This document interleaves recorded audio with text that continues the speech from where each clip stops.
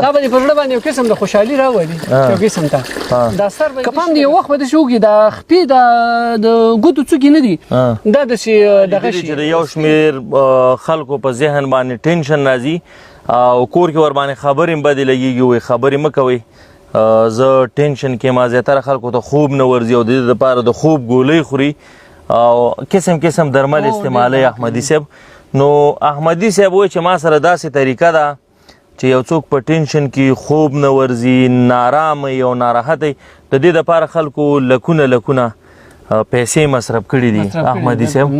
او ته وایې چې زه ورته دا طریقه همدغسې په ذمهوارۍ باندې ورته وښیم چې کار یې ونه کړي طریقه یو ډېره اسانه طریقه ده یعنې بغیر د پیسو نه که نه هر سړی کولی شي کور کې ماشوم ته غټ ته ټولو ته خصوصا دا محصلین چې دي متعلمین چې دي